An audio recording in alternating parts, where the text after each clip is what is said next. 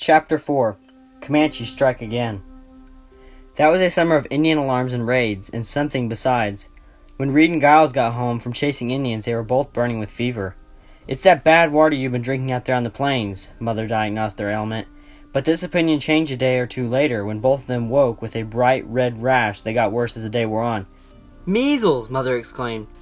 "Not one of you children has ever had the measles. Some of these new settlers have brought it into the country, I reckon.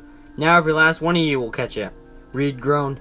"I always heard measles was a youngster's disease. I never dreamed it could make a person feel as bad as I do."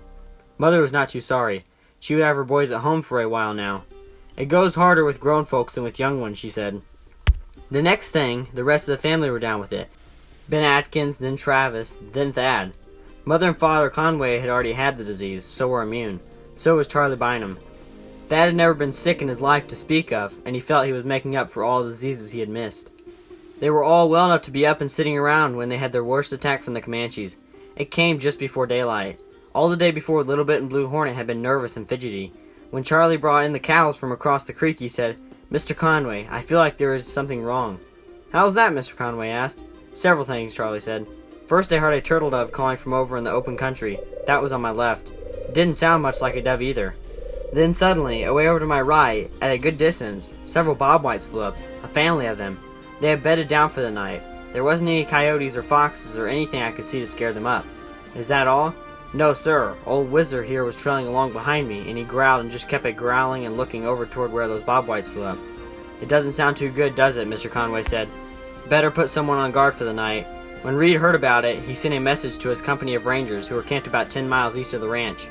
All the saddled horses were tied between the house and the kitchen, while on the Conway ranch, as many others, was separated by a living part of the house. "Better bring your saddles inside the kitchen," Reed suggested. "We don't want to find ourselves afoot if the Comanches come." Father Conway sat beside the fire with a rifle across his knee until midnight. Then Charlie Bynum took over until morning. None of them took off their clothes. No light was allowed. It was still dark, and Thad was asleep. When Charlie gave the signal, "Everybody up! They're moving in on us!" Thad pulled on his boots, which he had taken off, and tightened up the buckle of his gun belt and grabbed his hat. He reached the kitchen just as Reed and Giles came in. Travis came into the room a minute later. Ben Atkins had gone last night to summon the rangers. Outside the house, a horse's shrill whinny told them that there were strange horses about, but there was no answering call from beyond the creek. "They've got their horses' noses pinched with those hackamore contraptions they make," Reed said. Thad knew what he meant. The Comanches had a way of braiding knots into their horses' hackamores just where, with a pull, the rider could pinch the nostril. It discouraged any horse from kneeing or nickering. It was difficult enough for the horses to get his breath. "They're out there all right," Giles said. "It's a good thing we're all here. We can give them a stiff fight." The Comanches had no doubt been watching the house for some time, getting ready to make an all-out attack on the Conway family. But the boys, Reed and Giles, had arrived at night, and almost everybody had been out of sight with the measles for several days. Consequently, the Indians probably had no idea of the size of the family, or they would have not attacked. It was at the time just before dawn, when everything is gray and dim. One can imagine all sorts of things, but cannot be sure anything he sees is real. The Conway's house was built to resist assault. The shutters and doors were of thick oak planks, and the walls of the kitchen, which was the first part of the house Pa had built, were of logs 18 inches thick. The rest of the rooms, built on each side of the wall hall of the breezeway, were of logs too, though not such big ones as in the kitchen. Loopholes had been made in every wall and in the shutters, so that those inside could see to fight back when the attack came. Each member of the family took up their station at one of these, and waited. Ma sat ready to reload rifles and pistols for others, but she also kept her rifle at hand. They did not have to wait long. A sudden shower of arrows came from the darkness, plus a few scattered rifle shots. "They've been trading the cattle and horses they stole from us for those Mexican rifles," Pa said sourly. "Now they use them on us." Counting Mother, who's as good a shot as any of the others, and Charlie Bynum and Beale Weaver, there were 8 rifles. "They're trying to set the roof afire," Travis yelled from the front room. "They're shooting burning arrows." Father laughed softly. "Won't do them any good," he said. The roof was covered with wooden shakes, but underneath them was a thick layer of earth like that in the bush arbors the Mexicans built. The members of the family were firing at the dim forms they saw now and then, but they were not able to tell whether they were scoring hits, and they could not estimate the number of Comanches. The Indians' yell, like the howling of coyotes, would lead one to think there were dozens when there were only 1 or 2. But there was much more than a dozen Comanches there. The Conways were sure of that. But whether there were 25 or 100, no one could say. The Comanches must have been surprised at the force and accuracy of the return fire. Certainly they had not expected to find so many at the house. Then suddenly the attack ceased. "They're still out there," Reed said with confidence, "and they'll be back. They're mounting their ponies." He was right. After a little while, there was a savage screaming and yelling. It seemed to Thad, though it would freeze the blood in his veins. It was the famous Comanche yell, the most blood-curdling set of noises human throats can make. It was meant to do just what it did, scare the wits out of any poor soul who must listen to it. Thad's heart seemed to be standing still, but his older brothers, who had fought many battles with the Comanches, and father, who had fought them all his life, batted not an eyelid. They poured a hell of lead into the stream of warriors, now more easy to see in the early morning light, as they charged the house, yelling, screaming, and shooting. "They're a horseback now," Giles commented. "This is their real try. If we can hold them now, we've got them licked." The leader of the defenders must have had some effect, for the yells of the Indians died as they circled away from the house to get ready for a new attack and to pick up their dead and wounded. An arrow had skimmed through a loophole in the window shutter and nicked Travis's shoulder.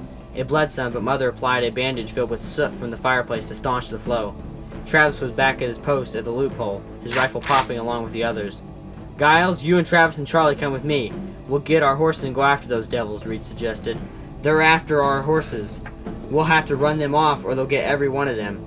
They had hardly saddled and mounted their horses when the Comanches renewed their attack. But at the same time, from the east of the house came a Comanche yell from many voices.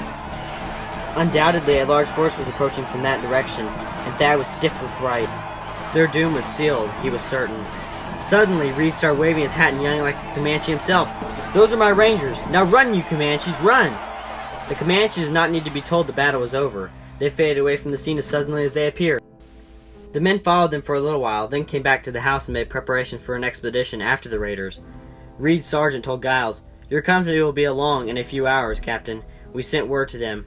They were over on Blanket Creek, and it shouldn't take them long to get here. It is only 12 miles. "I'll wait for them," said Giles.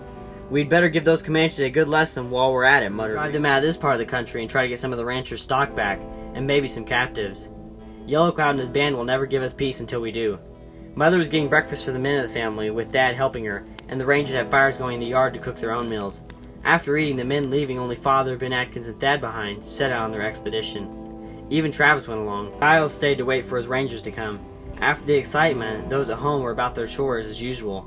Giles helped Dad with milking, and Ben Atkins fed the stock. What would have surely been a massacre at the Conway's Double Barrel Ranch, had the older sons not been at home with the measles, turned into a defeat for the Comanches. Besides, the quick follow-up by the Rangers might prevent further trouble from the Indians and save some lives. No one was more anxious to put an end to the stealing and killing than Father Conway. "I've been fighting Indians all my life," he remarked, "from the Brazos to the Colorado, and my pa before me. I'm getting tired of it." At 10 o'clock that morning, Giles' company of Rangers rode in, ready to join the pursuing party, the family supposed. But they brought news that changed these plans for the present. Giles stood and talked with his sergeant for some time before coming to the house. "I've got bad news for you all. Mighty bad news," he said. "A band of Comanches attacked the Branson's ranch this morning at daylight and massacred most of the family." Mother was the first to get her breath after that announcement. Thad seemed to have no feelings. He could not take in the full meaning of Giles' words. "All of them killed?" Mother asked. "The men don't know how many for sure," Giles said. "One of the Branson's cowhands caught up with my men on their way here and told them. Ma, you better fix to come with us. We'll see what we can do. Then we'll ride after the murderers." "It was probably a bunch split off from ones that attacked us," Pa said. "I reckon so," Giles agreed. "That's the way they work. I think all these are from Yellow Cloud's band. They hole up way out west, 100, maybe 300 miles from here. Move around a lot so we can't pin them down. The country is so big and wild, it is hard to find even a big band. If they don't want to be found, they know we're coming almost as soon as we know it ourselves, and they scatter into small bands." "Well, I've often wondered," Mother remarked, "why, when a band makes a raid, our men can hardly even find them." Johnny Answorth, Giles' Ranger Scout, said, "We can find Comanches out there somewhere, but trying to pin down the band and the chief that's responsible for the raids, we just can't do." "I don't see why you can't, Johnny Answorth," Dad argued. "Don't the horses have the rancher's brand on them?" "The horses are traded over into Mexico, and the branded cattle are either driven into Chihuahua or slaughtered by the time we find the guilty parties. When we do run into them, they are just a band of innocent, hard-working Indians tending their own business." One-eyed Johnny Answorth rode beside Thad on the way to the Branson's ranch. Thad had met the scout many times and listened to his tales. Johnny could tell some stories that would put a boy's hair on end, too. When he was a boy of 8, his whole family had been killed by Comanches. He had managed to hide in the tall weeds, and they had overlooked him in the darkness. A neighbor had found him the next day and had raised him as his own. As a boy, he had been dedicated to the task of fighting Indians, and as soon as he was old enough, he began working as a scout with the soldiers and rangers. He had learned the Comanche language from captives and from scouts of other tribes. He had been captured by Comanches once and had been tortured before he could escape. The left side of his face had been scarred, and one eye had been put out. He wore a black patch over the eye so that he had the sinister look until he spoke or smiled. Actually, he was a quiet, kind-hearted man. As they rode toward the Bransons that day, he told Thad how he had come to be scarred, and how his parents had been killed by the Comanches. Thad said, "I reckon you purely hate those Comanches, don't you, Johnny?" He was surprised when Johnny shook his head. "Maybe I ought to, Thad," he said, "but I can't seem to hate anybody. It wears me out even not to like anyone. Those Comanches are living their lives just as they've been raised to live. All I want is to help get them under control so they can be taught a better way. And then we can all live together peaceably." Thad could hardly believe the scout really meant what he was saying. "But Mr. Johnny, I always heard—" Mr. Johnny grinned at the boy. "You always heard that I'm a Comanche killer, didn't you?" Thad was embarrassed, but he nodded. "Well, that's hardly the fact, Thad," Mr. Johnny said. "I've scouted for the soldiers and rangers because I speak the Comanche language, as well as any brave. And I've been the go-between in some of their talks and treaties. But I found out a long time ago that if I let myself hate them, I would be no better than a Comanche." "But they hate us," Thad exclaimed. "Yes, mostly they do, and sometimes it is with good reason, Thad. We Long Knives have not always acted like Christians in our dealings with them. They hate white folks, so they kill and torture them, men, women, and little children. If I would let myself feel like that toward them, I'd be as cruel and mean as they are to us. But I don't want to be like that." Thad thought over Mr. Johnny's word as they rode on. He still believed he could really hate anyone who harmed those pretty little girls, Celie and Lizzie. His heart was heavy in dread. He wondered what had happened to Stevie. How could even a Comanche harm a sweet little boy like Stevie Brandt? Mr. Branson had finished his house, at least enough so that they had been living in it several months, but now it was in shambles. At first it appeared that no one was about, but as they went in at the front where the door had been broken and partly burnt, they saw a form on the bed with a quilt drawn over it. Strangely, Thad would always carry in his memory even the pattern of the quilt. It was a rose and Sharon design such as he had seen on his mother and Miss Ellie's bed. It was made with pretty pink and green and white pieces. Wiley Branson sat on a broken chair beside the bed, his head in his hands. He looked up when Father and Mother Conway stood beside him. He motioned to the figure on the bed. "Marcilla," that was all he said. "Where are the rest?" Wiley Father asked. Just then, Clem Howard, one of Wiley Branson's cowhands, came in from the back. "Come on out here, and I'll tell you about it," Mr. Conway said. Leading them to the door, he nodded his head toward Wiley Branson, who had dropped his head in his hands again. "Before daybreak," Clem said, "I heard the dogs barking. They made a terrible racket. I jumped up, put on my breeches and my boots, and grabbed my gun belt. Wiley had heard them, too, and he was in the kitchen when I got there. The other hands, Jed, Solly, and Bart, had all gone yesterday to round up some cows with little calves on the far side of Blue Mountain. They won't be back for several days." "You two didn't go out when the dogs barked, did you?" Father asked. "Yes, Mr. Conway, we did. I told Wiley that it was an old Indian trick. One or two Indians would get the dogs excited and then told the menfolk away from the house, while the rest of them did what they wanted to do at the house. That way they were dividing the strength of the family." "And he wouldn't listen to you?" Father asked. "No, sir," he said. "Clem, you come with me. There are Indians out there in the pasture trying to run off our horses."